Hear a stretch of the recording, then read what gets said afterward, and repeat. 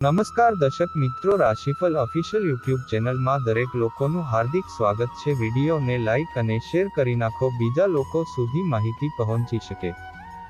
સનાતન ધર્મમાં પિતૃપક્ષ ખૂબ જ મહત્વપૂર્ણ માનવામાં આવે છે। પિતૃપક્ષ દરમિયાન લોકો પિતૃદોષથી છુટકારો મેળવવા માટે વિવિધ ઉપાયો પણ કરે છે। તેઓ તેમના પૂર્વજો માટે શ્રાદ્ધ અને તર્પણ જેવી વિધિઓ પણ કરે છે। એક ધાર્મિક માન્યતા છે કે પિતૃપક્ષ દરમિયાન આપણા પૂર્વજો પિતૃલોકમાંથી પૃથ્વી પર આવે છે। તેથી આ સમય દરમિયાન પિતૃઓ માટે શ્રાદ્ધ, તર્પણ અથવા પિંડદાન વગેરે કરવાની પરંપરા છે। આ વર્ષે પિતૃપક્ષ 17 સપ્ટેમ્બરે ભાદરવા પૂર્ણિમા તિથિથી શરૂ થઈ રહ્યો છે। તે દિવસે શ્રાદ્ધની પૂર્ણિમાનો દિવસ હશે। પિતૃપક્ષ 2 ઓક્ટોબરે સર્વપિતૃ અમાવસ્યા એટલે કે ભાદરવા અમાસના દિવસે સમાપ્ત થશે। પરંતુ શું તમે જાણો છો કે આ વર્ષે પિતૃપક્ષમાં 2 મોટી ઘટનાઓ બનવા જઈ રહી છે, જેને અશુભ પણ માનવામાં આવે છે। પિતૃપક્ષ પૂર્ણ થતાં જ બીજા દિવસથી જ એટલે 3 ઓક્ટોબરથી શારદીય નવરાત્રિ શરૂ થઈ જશે। પિતૃપક્ષ દરમિયાન પિતૃઓને દારૂ અર્પણ કરવું કે નહીં તેની સંપૂર્ણ માહિતી તમને આ વિડીયોની અંદર જણાવીશું અને ધાર્મિક ગ્રંથો શું કહે છે તે પણ જાણીશું। હિન્દુ ધર્મમાં પિતૃપક્ષનું ખાસ મહત્વ છે।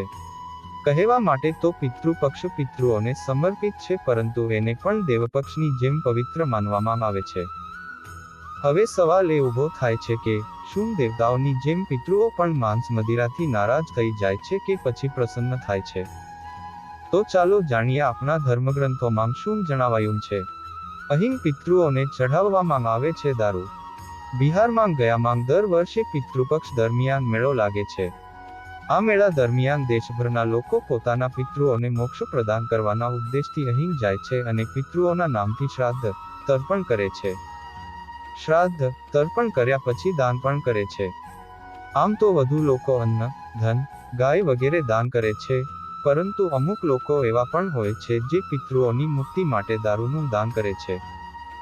આ લોકોનું માનવું છે કે જીવિત હતા ત્યારે જે વસ્તુ તેમને પ્રિય હતી તે દાન કરવું જોઈએ।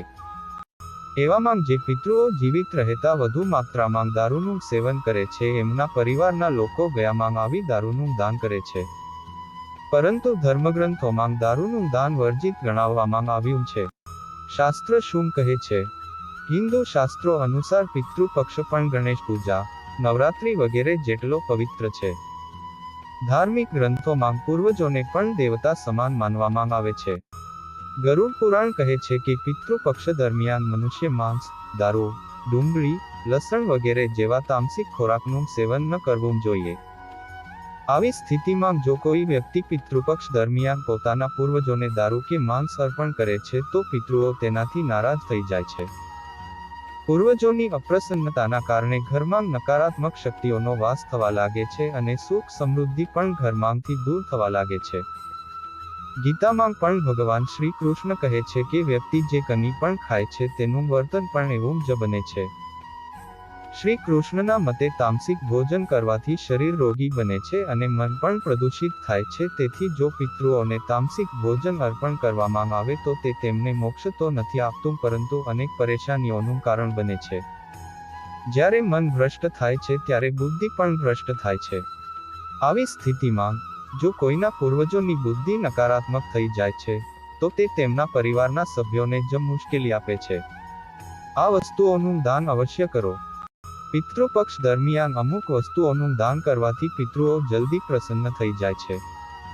પિતૃપક્ષ દરમિયાન તલનું દાન કરવાથી સંતાન સુખ પ્રાપ્ત થાય છે। જો કોઈ વ્યક્તિ દહીંનું દાન કરે છે તો તેના ઘરમાં હંમેશા શાંતિ રહે છે।